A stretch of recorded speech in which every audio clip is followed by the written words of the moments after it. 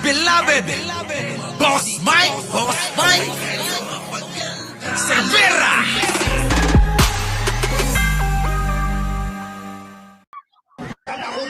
Kilala nyo ba to? Ito, kilala nyo? Yan. Oh, ito yan, oh. Ng taong bayan ang lulusob dyan sa Malacanang. Naku, lulusob, nakakatakot. Oo, nakakatakot. Ito, itsura na ito, parang kakain to ng itlog. Oo, mga kababayan, ha? Oh, sige. Dado, pasok. Huwag nyo nang hintayin ng taong bayan ang lulusob dyan sa Malacanang.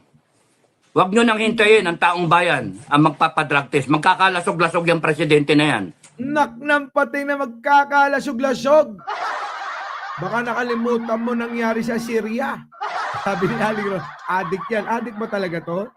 Punta na threat to na the national security, threat to the life of the president. Tarantado! Oh. The president is the threat to the future of this country. Nak ng patay na yan.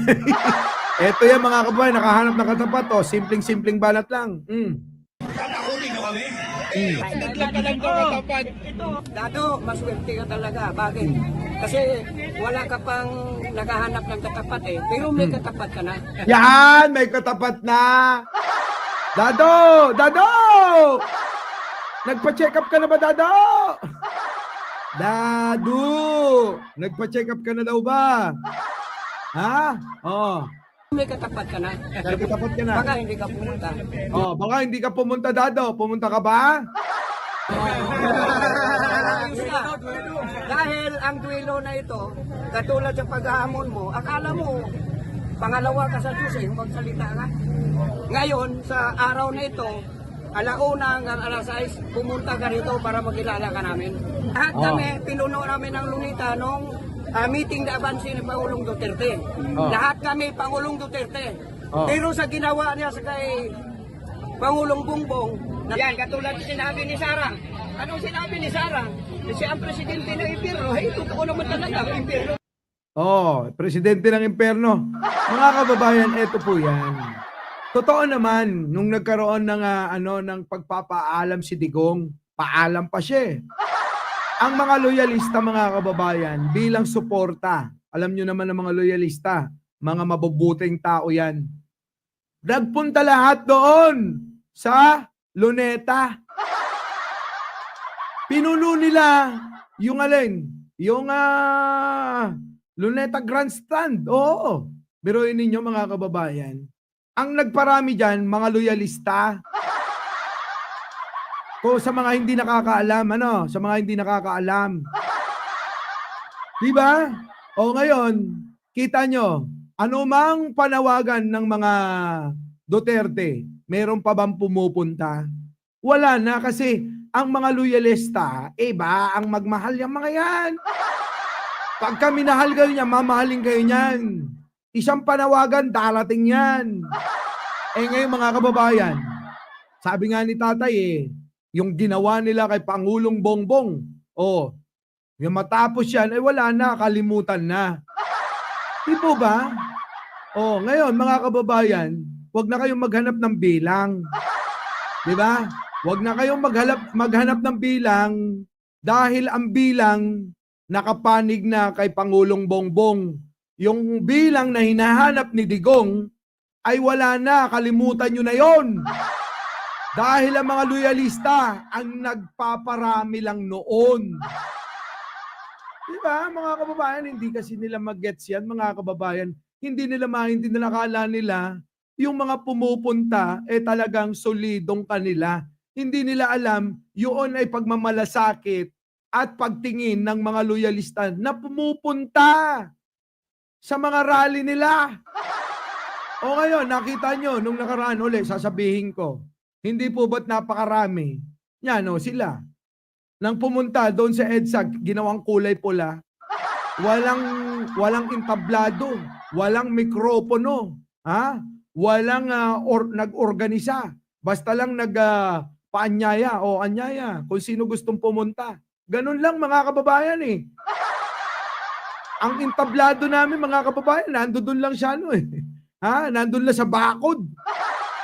Doon lang kami tumayo sa bakod para sasalita ng kung ano-ano ron. Di ba, mga kababayan?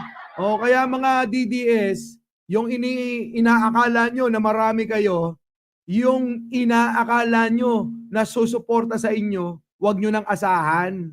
Yung nakita nyo na maraming tao, kami yon. Oo! Wala na nga kami. Bakit? Matapos yung away-awayin si Pangulo, matapos yung bastusin, buong pamilya binabastos nyo. So ano pa aasahan nyo? O di kayo-kayo na lang. O ano nahakot nyo? Taong grasya. O sige tatay, tuloy mo lang. Dahil ang duelo na ito, katulad sa paghahamon mo, akala mo, pangalawa ka sa Diyos eh, magsalita ka. Oo nga no? Hindi siya pangalawa, mga pang-apat yan. Ang pangalawa, kung magsalita, kala mo pangalawa sa Diyos, si Digong, ikatlo, si Kibuloy. O ikaapat, ito, si Dado. Dado. Puta, may tama ka raw sa ulo ko. Oh. Ngayon, sa araw na ito, alauna hanggang alas 6, pumunta ka rito para magkilala ka namin. Oh, alauna, alas 6 daw. Oh. Alauna hanggang alas 6, walang nakitang Dado. Paano pupunta yan mga kababayan? Nung may rally sila sa may EDSA Shrine, nung may dumating na pulis, naunang tumakbo yan. Naunang tumakbo ngayon, oh. Ngayon, eto, si Dado, abay, inaaway ngayon ng mga DDS. Biruin mo, katapang-tapang mo, nung may pulis, nauna ka pang tumakbo. Anak ng tinapa, oh, takbuhin pala. Sige, tuloy, tatay. Lahat kami, pinuno namin ng Lunita nung meeting na abansi ni Pangulong Duterte. Correct. Pinuno namin yan. Oo. Kung makikita nyo, karamihan, 90% mga kababayan, loyalista pumunta dyan. Bilang bilang pagsuporta. Maraming salamat pa rin kahit na inaaway mo si Pangulong Bongbong. Maraming salamat pa rin. Kasi ang paniniwala noon, abay palabas lang daw ni Digong yan. Yung bang away-away daw kunyari, ganyan. Mga kababayan, ako po yung nagsasabi, hindi totoo yan. Hindi totoong nag-aaway-away yan. Hindi totoong kunyaring nag-aaway-away lang yan. Ang totoo dyan mga kababayan, talagang ayaw ni Digong kay Pangulong Bongbong. Ang dami dyan. Halos mga DDS noon ng mga kaibigan ko. Sinasabi ko, hindi totoo yan. Na strategy lang ni Digong yan. Lagi na lang kayong ganyan. Lahat na lang nang ginagawa. Bulag kasi kayo sa katotohanan. Strategy lang na Digong yan. Kunyari mag-aaway, ganyan. Putik na yan mga kababayan. Sinasabi ko, pinaglalaban ko noon. Hindi totoo yan. Ayaw talaga ni Digong kay Pangulong Bongbong. Tinayo. Di danangag, apo. Hindi sila nakinig. Ano nangyari? Di ba nagkatotoo? Ngayon, yung mga DDS, kaya hindi sila hindi sila makabanat eh. Bakit? Tama ako! Kahit itanong nyo pa sa ante ni Jojo Chavez. Pinaglalaban ko yan, hindi totoo yan. Hindi totoo na strategy lang ni Digong lahat yan. Yan ay propaganda ni Digong yan. Ngayon, ano nangyari tatay? Matapos, Lahat kami, Pangulong Duterte. Pero sa ginawa niya sa kay Pangulong Bongbong, yan, katulad. Wala na. The end na. Ayaw na namin. Ninayo, amin. Kunami, di ba? Biyang mi paingay.